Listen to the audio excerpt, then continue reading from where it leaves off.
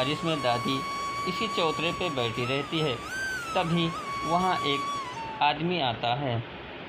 दादी जैसे ही आदमी को आते हुए देखती हैं, तुरंत उसको अपने पास बुला लेती हैं और पूछती हैं, अरे बेटा, यहाँ आसपास कोई रहने का जगह मिलेगा?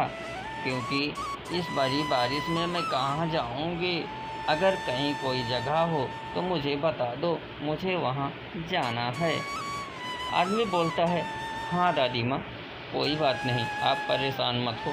यहाँ से थोड़ी दूर पे ही एक दुकान है, आप वहाँ चाहो तो जा सकती हो, या आप चाहें तो उस वहाँ से थोड़ी देर गांव भी है, वहाँ भी जा सकती हैं। इतना कहकर के वहाँ से आदमी चला जाता है और इधर दादी माँ मनी मन सोचने लगती हैं कि अब तो हमें यहाँ से चले जाना चाहिए, क्योंकि बारिश बढ़ती ही जा रही थी। अब सावित्री को वहाँ पे ठंड भी लगने लगी थी, क्योंकि बारिश में ज़्यादा देर भीगने से सावित्री को ठंड ज़्यादा लग रही थी। ये सब सोच के सावित्री वहाँ से चल देती है और चलते चलते वो गांव के किनारे पहुँच जाती है, जहाँ एक तालाब के किनारे दो माँ और बेटे आपस में बात कर रहे थे। तभी सावित्री वहाँ एक दुकान पर पहुँचती है और बोलती है, अरे बेटा, क्या यहाँ मुझे रहने की जगह मिल सकती है? क्योंकि आज मैं कई दिनों से भूखी हूँ और मुझे भूख भी लगी है, रहने की जगह भी नहीं है। दुकानदार बोलता है, नहीं, मैं यहाँ किसी को नहीं रख सकता, क्योंकि मैं तुम्हें जानता ही नहीं। सावित्री के ये दिन देखने के अब बहुत सारे हालात बिगड़ने लगे थे, क्योंकि सावित्री का अब दिन सुधरने वाला ही नहीं था। अब यहाँ पे तो बहुत सब लोग उसको, सावित्री को दुख करते थे।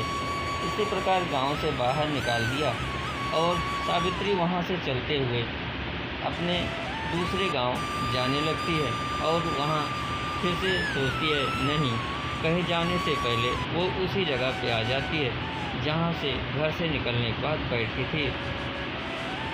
इतना सोचने के बाद सावित्री क्या करती, अब तो उसे दूसरे के और किसी सहारा लेना ही था, क्योंकि अब उसके पास कोई जरिया नहीं था। सावित्री घर भी छोड़ सकी थी और अपने बेटे को भी छोड़ चुकी थी। सावित्री मन ही मन सोचने लगी, मेरा बेटा भी कैसा है, मुझे अब यहाँ रहने की ज़रूरत ही नहीं है, क्योंकि जब मेरा बेटा ही नहीं हुआ तो गैरों पे भरोसा क्या करेंगे हम। यही सब सोच से सावित्री उस गांव से भी चल देती है और जाके दूसरे गांव में रहने लगती है। वहाँ एक लड़के से बोलती है, अरे बेटा, क्या मुझे अपने पास रखोगे? अगर अपने पास रखोगे तो मैं कोई काम भी कर दिया करूँगी और हम यहाँ खुशी खुशी रह लेंगे, कोई दिक्कत नहीं है। आदमी बोलता है, कोई बात नहीं दादी माँ, आप यहाँ रह सकती हैं, मैं आपका ख्याल भी रखूँगा। इतना सुनने के बाद सावित्री ज़ोर ज़ोर से रोने लगती है और बोलती है, क्या भले भगवान, आज इस दुनिया में कोई तो ऐसा है जो मुझे समझने वाला है, क्योंकि मेरा बेटा तो मुझे समझा नहीं, अब तुम्हारे ऊपर ही भरोसा है।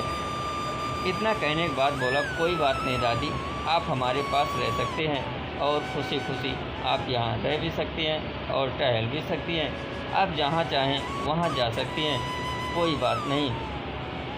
इसी तरह गांव वाले भी वहाँ इकट्ठा हो जाते हैं और दादी से बातचीत करने लगते हैं। दादी उस गांव में बहुत प्रसन्नता से रहने लगी। गांव वाले बोलते हैं, कोई बात नहीं, आप यहाँ पे रह सकती हो बहन, आप कोई घबराने की बात नहीं, आपको कहीं जाने की ज़रूरत नहीं, आप यहाँ रह सकती हैं।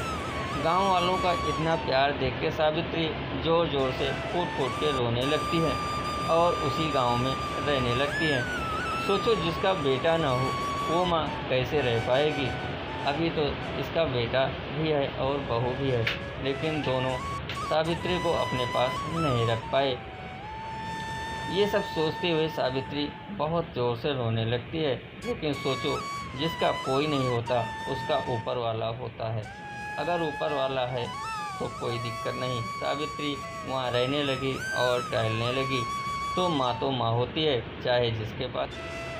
सोचो, गांव वालों भी कितना प्यार देते हैं सावित्री को। यहाँ सारे लोग उन्हें अपनी माँ जैसा सम्मान देने लगे। अपना बेटा न होते हुए दूसरे अपनी माँ को मानते हैं। इसी तरह सभी माँ को माँ ही मानना चाहिए। आखिर माँ तो माँ ही होती है।